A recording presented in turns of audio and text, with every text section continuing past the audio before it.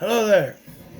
I'm Scotty. You're not, and welcome back to Juniversal Month. Ba ba ba ba ba ba ba ba ba. I've turned this intro into a transition into the new one. I still done that the whole time. Yes, and we are talking about Ted. That's right, Ted from 2012. Remember when that was a thing? I mean, he was all over the place. They couldn't get enough of Ted, and now it's 2026, and well, the show was still a thing. Though that kind of went away too, didn't it? They ended it after 2 seasons, so they're going to make an animated one instead of just making a third one like everyone wants. It's like they made the second one, and that one came out. And we have ideas for a third one, and then they just apparently they were going to make a TV series with Mark Wahlberg. Mark Wahlberg's too busy, so they turned it into that prequel series, which I never thought made sense because I've only watched this one time before this. One time. Just one. So I thought the bear was a secret or something. But that was the total opposite. He's a very famous bear, apparently. And I was just like, the bear's running around in the 1980s, or 1990s, it's gotta be. Cause the movie starts in 1985 with a 8-year-old Mark Wahlberg who should be like 12 in 1985, but because they say, oh, he's 35 years old. Mark Wahlberg was 41 when he did this movie, so no.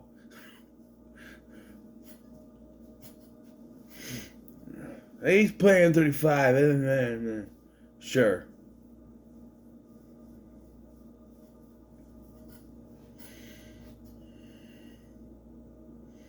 But yeah, it's about a magic teddy bear. It comes to life and then it's vulgar, right? When it grows up. Because it grows up for some reason. I don't know. It threw me off. Because like I said, I've only seen this once. I remember liking it. But I never really, because I rented it for any video back in like 2013 or whatever. This came out when? June. Maybe it was late 2012. I remember it was all over the place.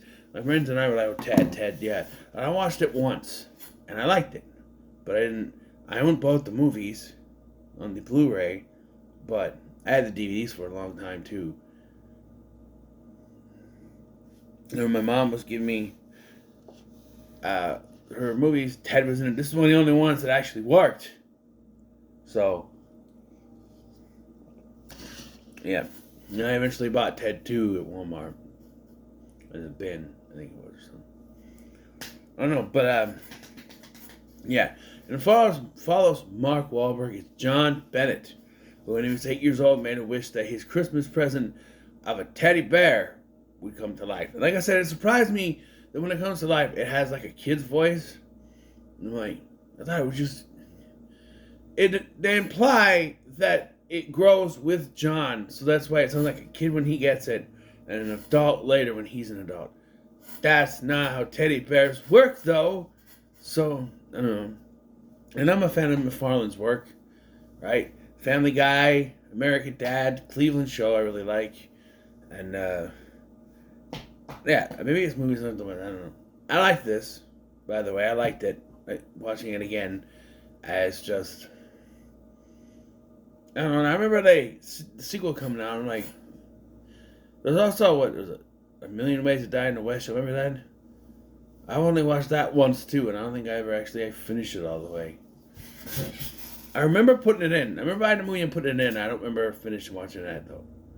It's also Universal. Maybe if I do one next year, I'll put it in. I don't know. But yes, so we start with a voiceover from who I called. I'm like, this is Patrick Stewart. It has to be Patrick. Like I said, Family Guy connection. So Patrick Stewart did a voice on there. He's also got Mila Kunis and Patrick Warburton is here. Joe McHale shows up. I don't know if he's connected to Family Guy, but Mike Henry has a scene.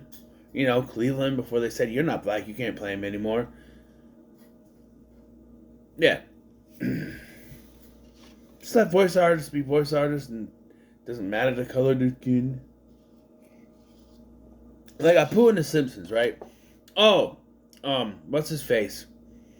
Hank Azaria is not Indian, so he can't voice him anymore. That is bullshit. He's been doing it for over 30 years. And now just because he's not the right skin color, isn't that racism?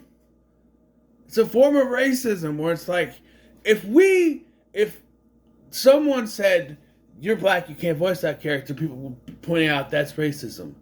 But just because someone's not, it's like, I understand that the character is Indian or the character is black, but still, that's still racism. I say, no, you can't, right? I understand live action, right? People, although they're casting black people to play characters supposed to be white, so I don't know. But, like, I'm just saying, in live action, you can't paint yourself black because that is racist. You don't know? You know? But, hey, here's a great example. Chris Pratt ain't fucking Italian, and yet he's able to play Mario now, isn't he? But no, he's not Indian. He can't play Apu. He's not black. He can't play Cleveland. Where's the logic? Right?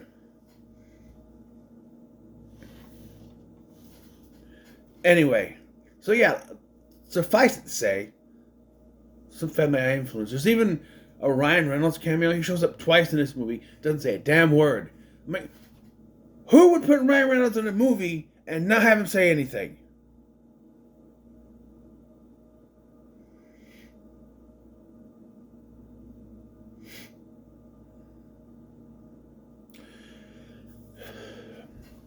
Anyway, so yeah, he's a kid, and he makes a wish on the star. When you wish upon a star, should be a Disney movie. He makes Ted come to life, and the parents are horrified. The parent, and hey, another Family Guy connection. Alex Borstein is his mom, though. They, though in the show, they replaced her with Atlanta Ubach, who is more attractive. I don't know. I don't know why they couldn't. And then Ralph Jaman is his dad, and I can't think of who his dad is on the show. Go television series. Go. What?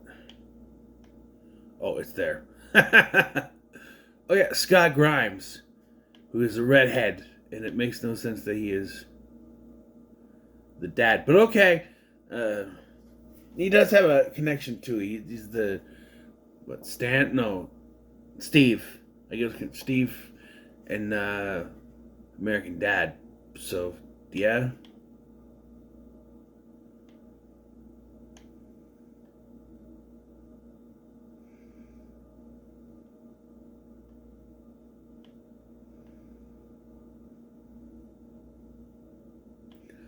And I get back up there. So yeah, and they're in Massachusetts, so they gotta talk like this, like they're from Boston and all that.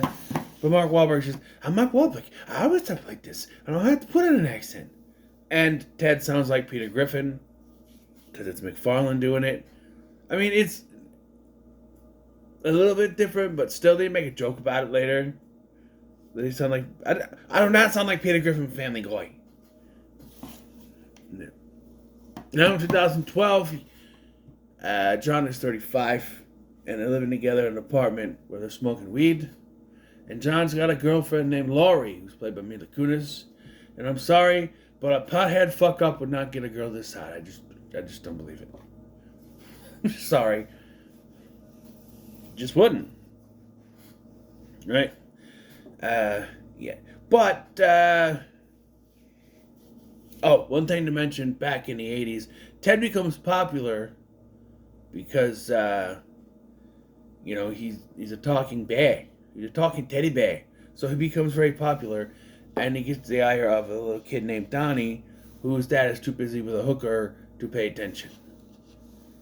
And strange enough, that does come back.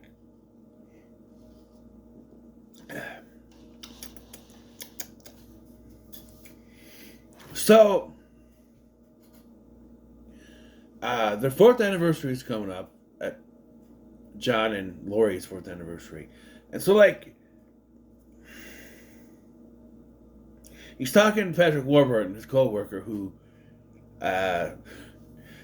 constantly gets drunk and then gets beat up, and he somehow thinks that means he's gay, or that it's implied that there's something gay about it. And I'm just like, I don't know how. He's just like, I texted a random guy who beat my ass and or kicked my ass, and then I texted him thank you, and I'm just like, okay, does that mean, is that gay? And I'm like, how's that? I don't know. He later does show up with Ryan Reynolds. I'm gay now. I don't know why I had the phone out. Put the phone away. I'm gay now, and this is my boyfriend. Ryan Reynolds says nothing. Again, why would you have Ryan Reynolds in your movie and not have him talk?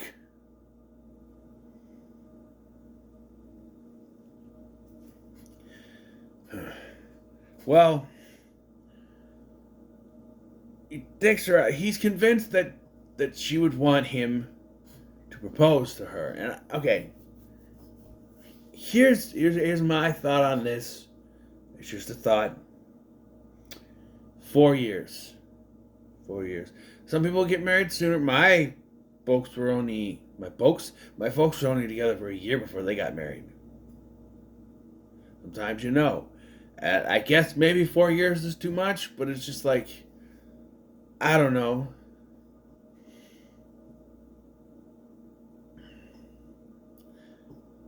I know people who are together for many years and have not gotten married, and they like it that way. Like, it's like, oh, we're tied down to each other, but we're not, it's not like we're tied down to a label or something. You know what I mean? I don't know, but he gives her something. It's like earrings. He gives her earrings. That's what it is, and she's like, it's like, and she's a little disappointed, and he's like, I know you wanted a ring in there, but I don't think I can just do that right now. And so, like, she's a little disappointed. And they come home, and Ted's got, 4 prostitutes, one of which has shit in the corner. Yeah. And it's where they're like, okay, out. So he's got to get his own apartment, and he's got a job at a grocery store. This is where he meets Tammy Lynn, his co-worker. I do like to see where. Okay, I'm gonna name off the names right now. Lynn. Nope. Wait, was any of those with Lynn at the end? He starts naming off Tammy Lynn. Fuck.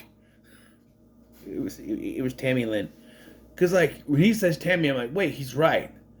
Right? That's her name. It's Tammy Lynn. So technically, it wasn't right. Yeah. There's also a subplot in which Lori's boss, Rex, who's played by Joe McHale, is trying to hit on her, even though he knows she has a boyfriend. But, yeah. Also, when they're out, we see Ronnie as an adult, played by Giovanni Ribisi with mustache, who offers them money to buy Ted for his son, who is Angus from Ant Farm. Remember that Disney show? I watched that for a little bit when I first moved out here. It's not bad. It's about gifted kids in a gifted school. It's kind of fun.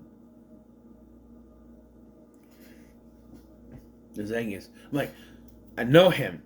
I know that kid. Where did that kid from? And is that the kid from Ant Farm? So I looked it up.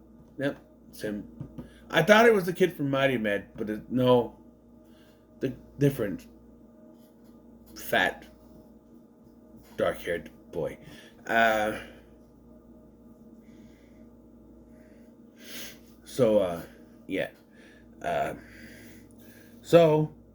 John, trying to keep his relationship going, takes Lori to the party hosted by Rex. And I'm sitting here going, why would you go there? Why? Is it supposed to be like a part of her job or something, like an office part? I don't know. Clearly he wants to have sex with Lori, but I don't know. Ted lures him away by saying that Sam Jones, No, not the one from Smallville. Sam Jones as in Flash. Flash.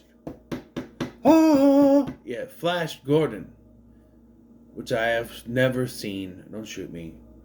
It's on the list. What list? It's a metaphorical list. It's not a real list. But you said it was on the list. It's not a real list. Okay. You have to. Well, the budget was 50 to 65 million, and it made 549 million. Holy shit! I wonder if it's a sequel. Anyway, so Ted lures him away by saying that Sam Jones is at the party, and just like the first time I watched it, I thought he was lying. I forgot that he was actually in this, and just like the first time I watched it, I would like to know why, how did he get there? He goes up. Before he goes off, he tells Rex, "Hey, don't say anything to Lori. I'll be back. I'll be back." He's not back. They get high and they get drunk, and yes, they have a big party that also includes Ted singing karaoke. I only want to be with you. I do like when he goes to the gag of all 90 songs with his vowels. A-I-O-U. I did laugh at that. It just, I don't know. A lot of Hootie and the Blowfish, that song. You kind of grunt your way through it if you really wanted to.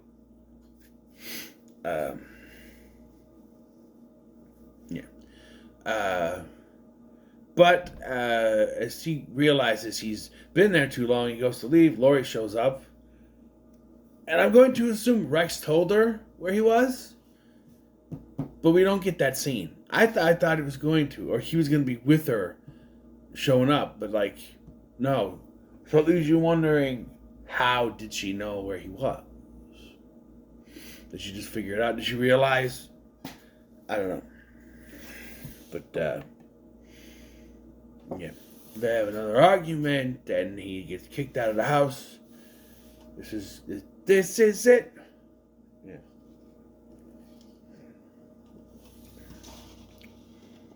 But then Ted shows up at John's hotel room telling him that Lori is going on a date to a Nora Jones concert with Rex. And I'm going, I thought he was lying. But no, it turns out it's true. Because I'm like, why would she, she just broke up with her boyfriend. Why would she then go on a date with another guy? Right? Plot-wise, it has to happen, I guess. But realistically, it doesn't make any sense. You know what I'm saying? I don't know. Well, John doesn't leave him at first because we got to have this run to an hour and a half. So they have a fight. And then he realizes that, he's telling the truth. So they get there. And, for plot reasons, Ted has already slept with Nora Jones, so they have an in. That is literally that's one of the laziest plot points you could put in a movie. How are you going to convince him? Oh, I slept with her. So he knows her.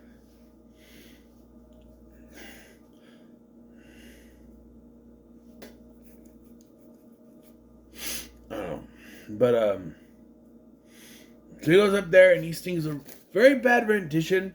I mean,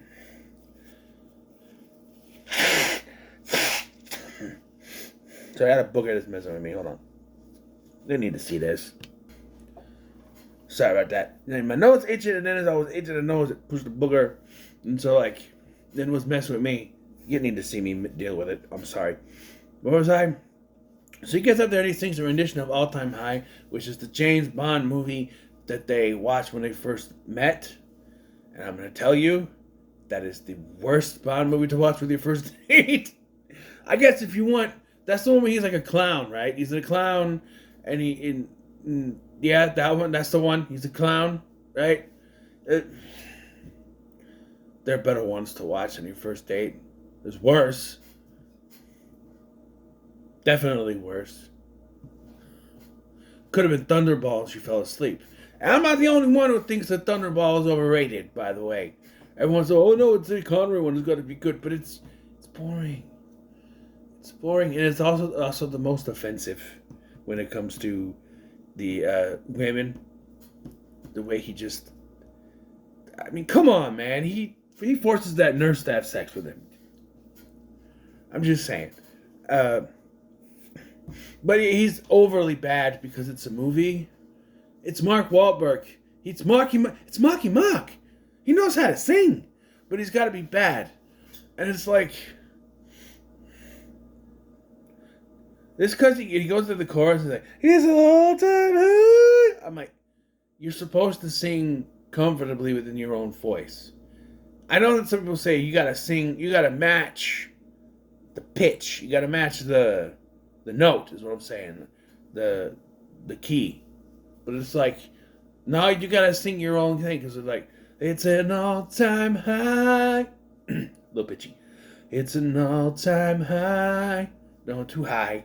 You know what I mean? Even mine's a little off. I'm not the best singer, but like, it's an all-time high. It's a little, put a little bravado. I got it a little deep. It's an all-time high. A little better. That's more opera than anything. But he just goes pitchy and everyone boos him. And then I'm like, okay, the next scene is her walking out. She's talking to someone. I'm like, oh. And it's Rex. And I'm like, wait. That didn't help him make up with her? She just said, no, I'm just gonna get a cab. I'm gonna go home. He's like, what? No, come on. I can take one drink. One drink. No. I'm gonna get a cat. And then Ted shows up. He's like, hey,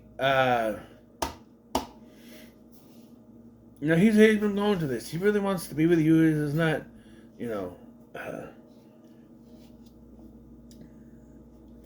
when you get back with him, I'll leave you guys alone. That's it.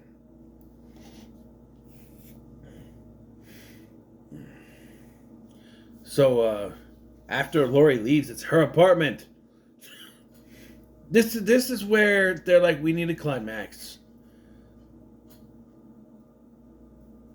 And it actually kind of ruins their making it up, kind of.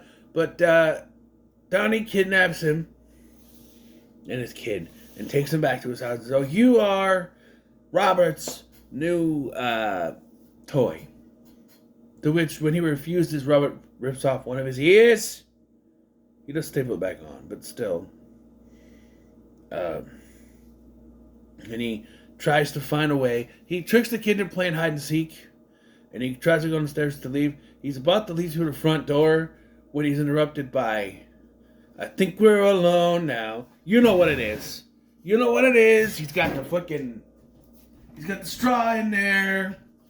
And he's got, you've seen this scene. He's doing it. And I'm not going to do the butt thing that he does. But you know what it is. You've seen this. He's like, it's a GIF now. You've seen the meme, him doing that. That's, yeah. Any meme you've seen of Giovanna at BC with a mustache doing a dance, yeah. But that stops him from going out the front door, and I go, wait, why? He's clearly distracted. Just open the door and leave. Instead, he goes to the back of the house. He finds a closet, and I'm like, I remember this. He sees a bunch of dead teddy bears, and he opens the closet. Oh, I guess not. No, I was right. It's just not yet. He staples his ear back on. He tries to reach the phone. He's able to call John, but the number is blocked. And I'm like, so did he call him before and he blocked him? Apparently it's blocked from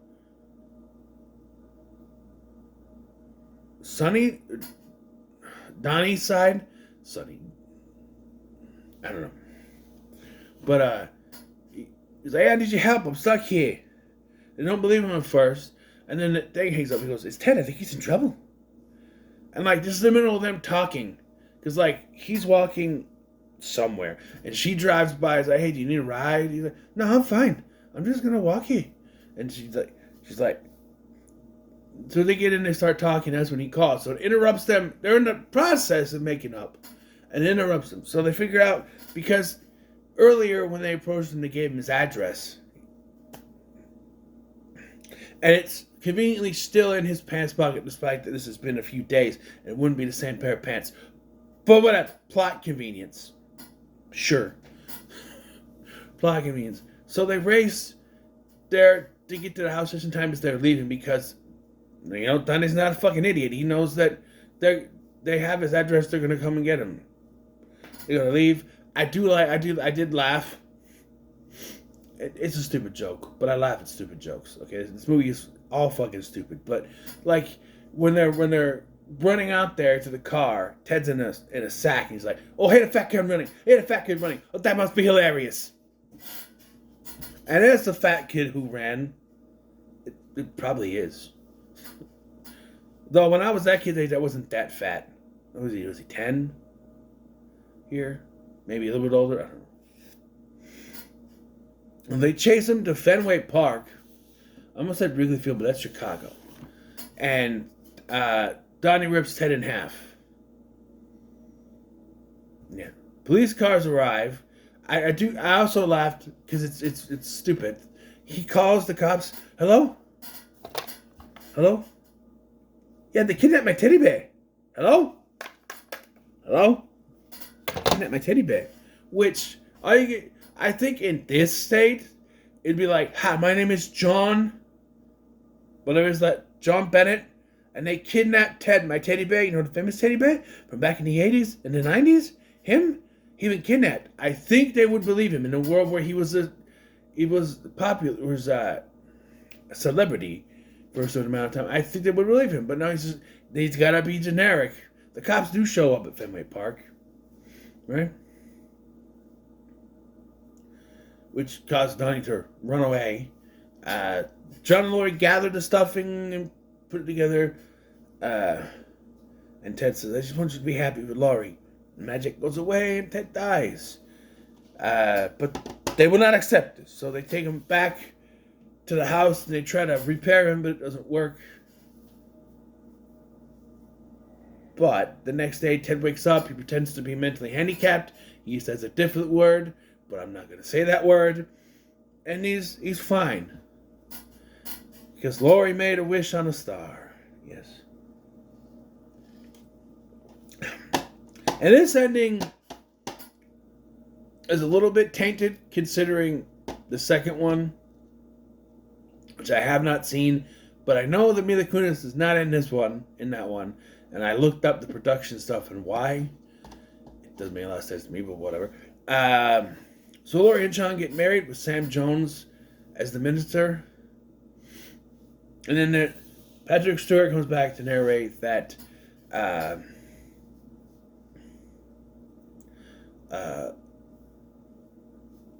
Ted eventually accepted to have him left on his own. He and Tammy stayed together. Sam Jones decides to restart his film career and ends up moving into a studio apartment with Brandon Routh. Superman Returns. Remember Superman Returns? God, that was god-awful. Hey, that's what they said. Superman Returns is underrated. Okay? It's underrated. I'm going to use a meme for that movie. You think it's a bad movie? Wrong! Rex gives up his pursuit of Lori, goes into deep depression, and dies of Lou Gehrig's disease. Donnie gets arrested by the Boston Police Department for kidnapping Ted, but charged to drop due to the situation sounding ridiculous. However, I also want to point out it's the universe that from the late 80s to early 90s, the teddy bear was popular and would be well known amongst the community. He has a job. So again, it doesn't make sense, but whatever. And then this one makes no sense either. Robert, the fat kid, hires a personal trainer, loses a significant amount of weight, and goes on to become Taylor Lautner. Though this was 2012 and Taylor Lautner was already a thing. So that makes no sense.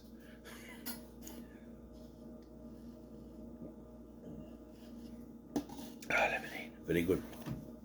But yes, it's a good movie. It's a good movie. That's something else to say. I do feel the climax feels just a tad bit forced, where it's like the climax could be Ted just getting them back together and they get married happy.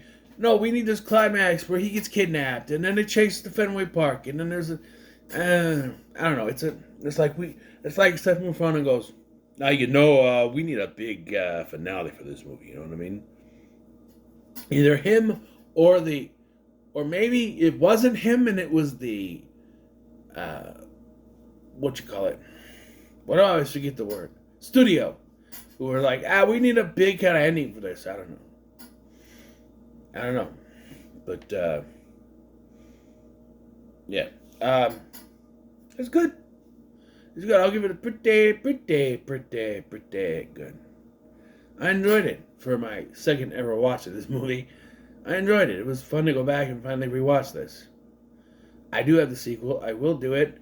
As of right now, I don't intend for this to be a twofer, but I only have 2 movies left on this, so if I decide, hey, I'll do the second one, I might just record it and put it right next to it. So this could be a twofer. But you only find out if the second one pops up on this day. I don't know. But anyway, what are your thoughts on Ted? Comment below. Make sure to like, share, and subscribe. Thanks for watching. I was Sky, and I'll see you in the next one.